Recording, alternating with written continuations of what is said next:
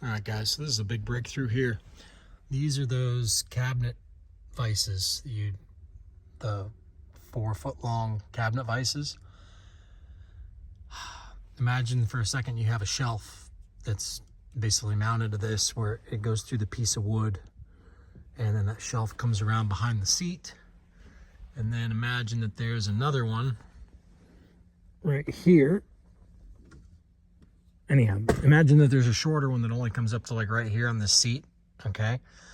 And you say, well, that's not going to be in the way. Well, actually, you snug it up against the seat in the vertical position, and you can actually create an armrest, okay? But that's a separate topic. You have two of these. You got this one over here that goes all the way up to the ceiling, because it's the 4-foot one. It's not all the way to the ceiling. It's literally up to the top of that,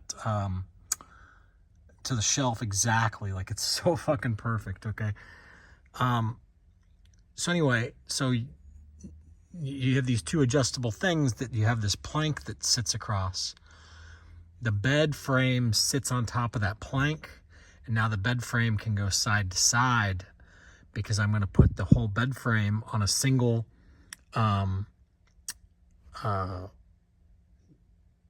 Accuride slider glide, where I can slide the whole bed.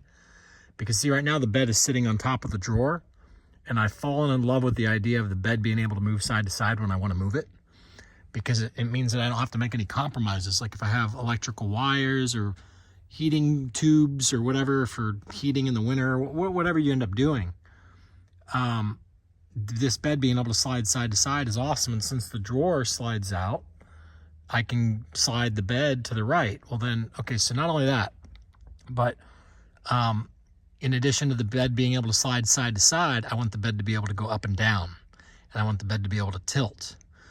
Well, by creating the bed frame and it sits on top of the plank, I can take that plank all the way down to the top of the drawer, okay? And remember, the drawer is not that tall on the sides. So I can take the plank all the way down to the top of the drawer, and I can have the bed just right above the drawer. But then if I have something big in the drawer and or if I need to just get something in and out that's big, because remember, the bed has a frame over here. And so one of the things I was worried about was, so you're going to have the bed frame in here. What happens when you have something tall that you want to get past the bed frame and into the drawer? So now you have the ability to lift up the bed, but not only that, you're not even going to have to lift these things up and down, because I'm actually going to put the whole bed also on a hinge. The whole bed is going to be able to flip up whenever I want to flip it up just by hand. I've been thinking about this all day today. I started figuring it out last night, but this right here is a game changer, because I was trying to figure out, I thought I was just going to have like some little pogo legs or something, but then I was like, I want to be able to adjust the height of the bed.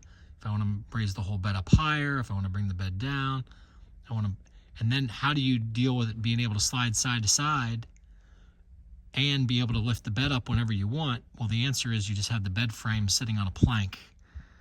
Okay, so it's resting on the plank, and then you say, well, it's going to rattle, it's going to bounce up and down.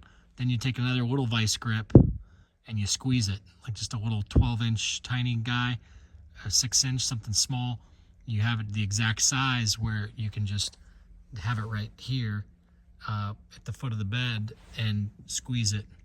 So I'm really excited about this. This also gives me the ability to put other things up right here, as far as like monitors go and different things. Another shelf potentially. There's just a lot of things you can do with that. So I'm pretty excited. I figured this out. All right, see ya.